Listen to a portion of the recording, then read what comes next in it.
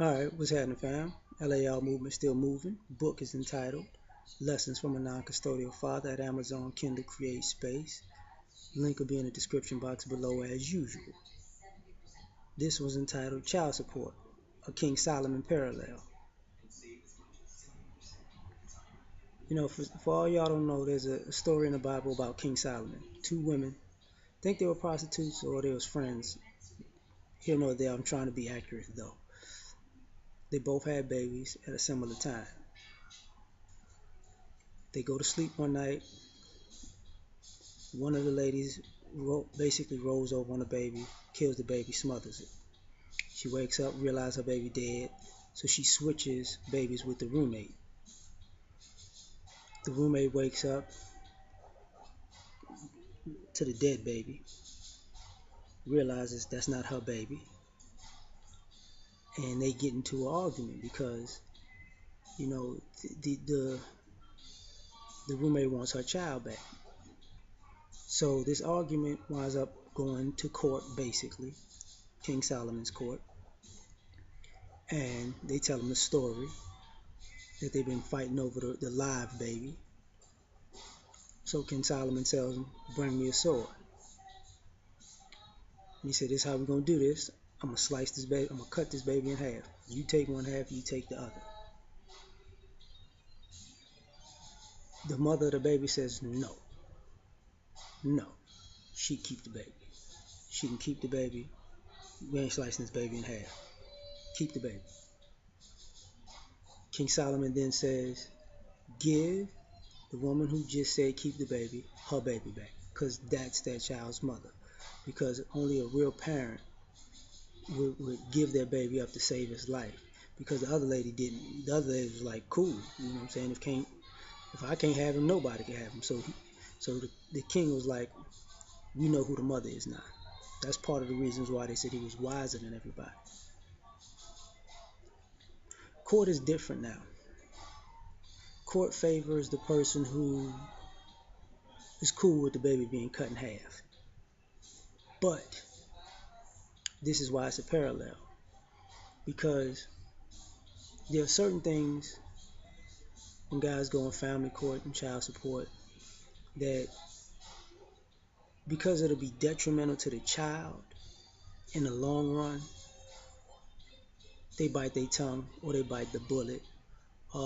They take one on the chin, or they take a L, knowing that they might wind up losing their custody battle or lose certain parental privileges that are God given out. The court can't even give them to you, only in the best interest of protecting their child and for the long run.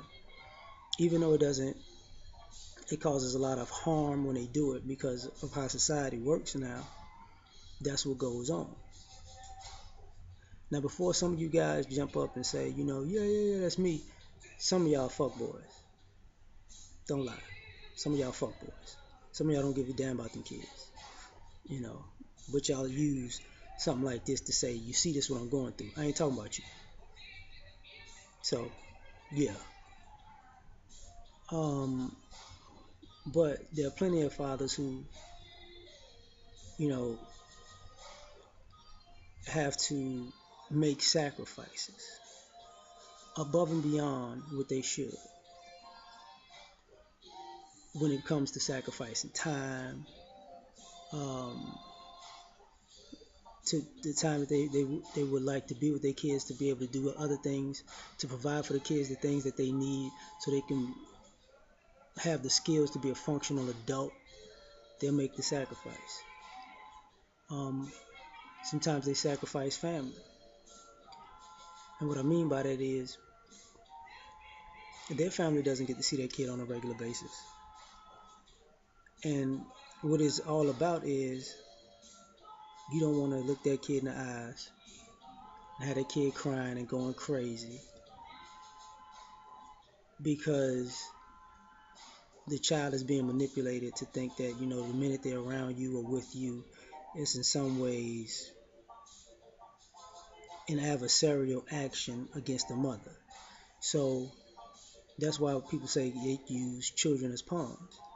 And when a child breaks down or gets hysterical or goes crazy or loses it, you know, sometimes you gotta take the L and be like, look,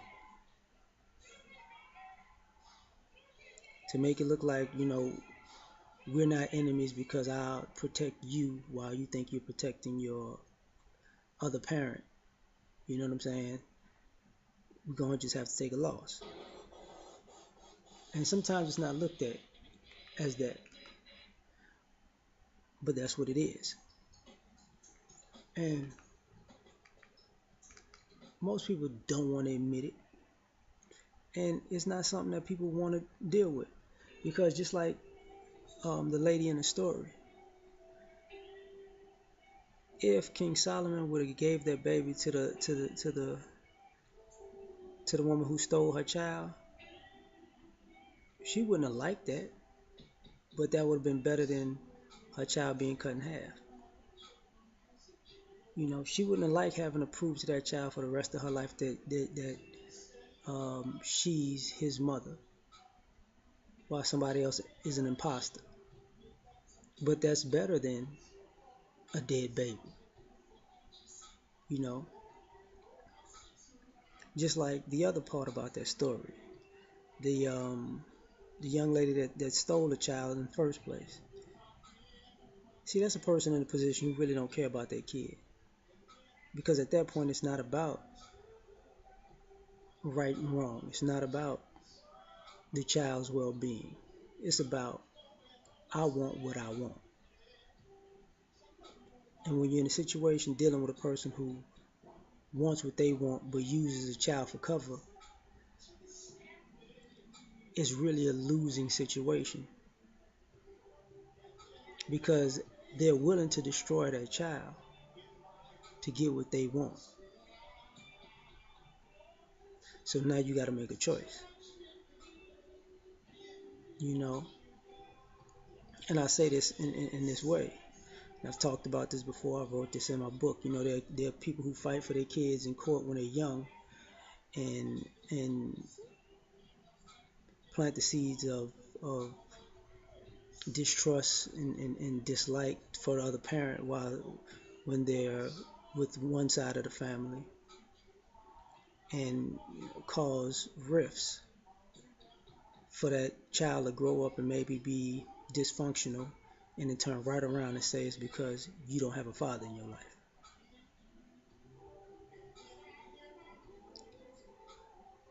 That's the problem.